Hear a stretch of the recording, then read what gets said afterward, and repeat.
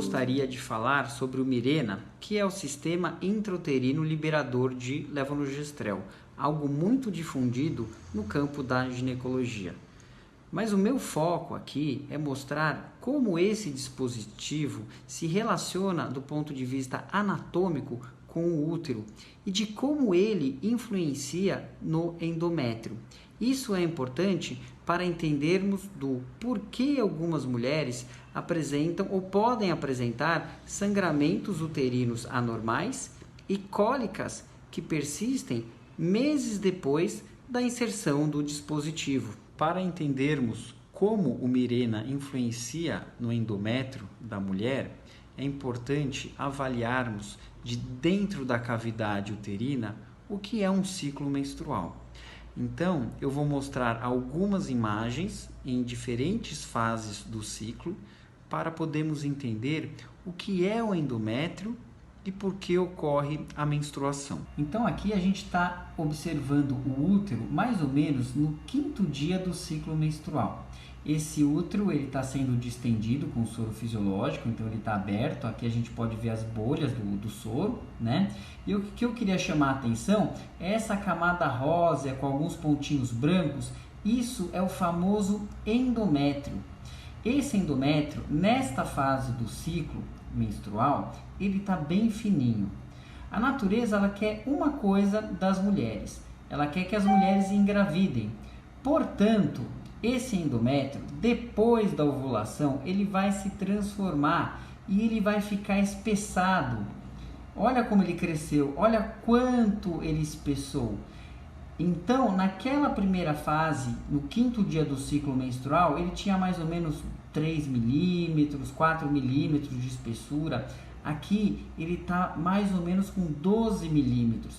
Esse endométrio, ele vai ser o ninho do embrião. Então, ele precisa estar receptivo para esse embrião. Se por acaso a mulher não engravida, esse endométrio, ele sofre um processo de morte, uma necrose hemorrágica. Esse endométrio ele fica roxeado, fica avermelhado, ele fica inflamatório. E a partir dessa morte desse endométrio, vem a famosa menstruação, que aqui a gente pode observar. Então, isso é o ciclo menstrual. Isso ocorre todo mês naquelas mulheres que não estão usando nenhum método contraceptivo. E a partir do entendimento do que é o ciclo menstrual, do ponto de vista anatômico, olhando dentro da cavidade uterina, a gente vai entender qual é a transformação que ocorre nesse endométrio nas mulheres que estão usando o Mirena. Esta é a cavidade uterina da mulher que está usando o Mirena. Obviamente aqui já foi retirado o dispositivo intrauterino, mas o que eu queria chamar a atenção é que o endométrio ele vai ficar permanentemente fino, ou seja, atrófico. E os vasinhos, eles ficam mais expostos. E muitas vezes alguns vasos quebram e sangram.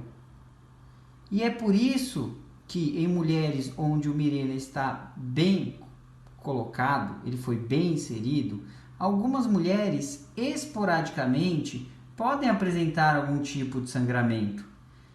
E nessa mulher que está usando o Mirena e apresenta esse escape ou esse spot, o que a gente tem que fazer?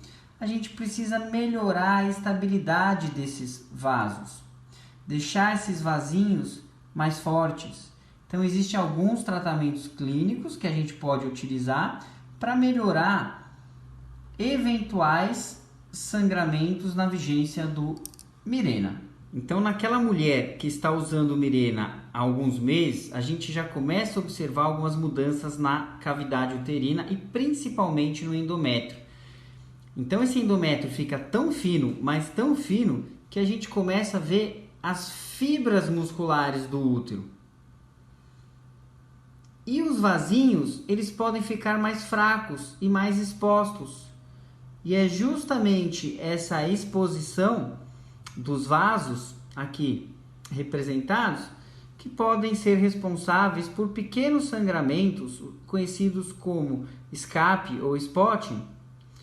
E o nosso objetivo aqui, na mulher que está usando Mirena, é melhorar a estabilidade desses vasos. Então, vejam como está fininho, ao ponto da gente ver as fibras musculares do útero. E esses vasinhos que estão expostos podem sangrar. Então, aqui a gente acabou de tirar o Mirena para poder mostrar para vocês o que acontece no interior para justificar alguns tipos de sangramentos. Ok? Então, agora fica fácil de entender. Aqui podemos observar um modelo experimental do útero e do Mirena, localizado no interior da cavidade uterina. O importante é que o Mirena esteja posicionado acima do orifício interno do colo, que é aqui representado. A cavidade uterina, que é essa medida, precisa ter pelo menos 3,4 centímetros, que é o tamanho do Mirena.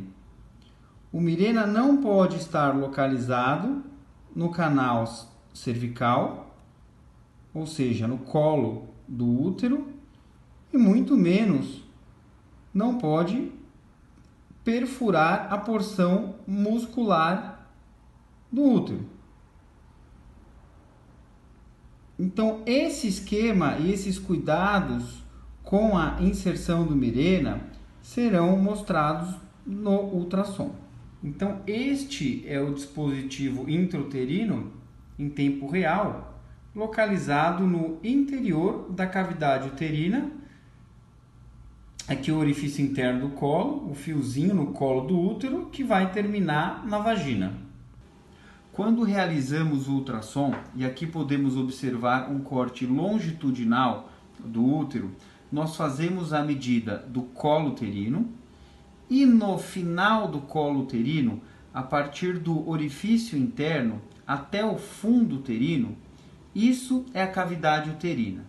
Então, neste exemplo, a gente tem essa medida, que é a de número 3, mais essa medida. Essa medida vai ser muito importante para a gente quando a gente quiser inserir o Mirena. Lembrando que o Mirena ele precisa estar dentro da cavidade uterina, acima do orifício interno do útero.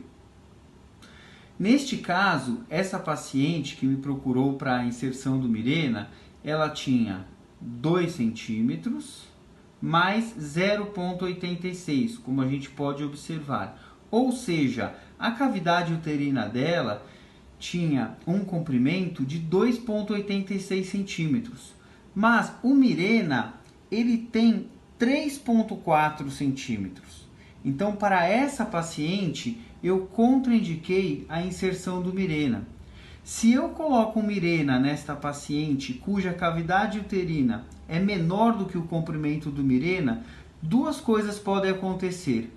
Ou esse Mirena, parte dele vai ficar no colo uterino, ou parte dele pode perfurar, ter uma pequena perfuração na parte muscular do útero.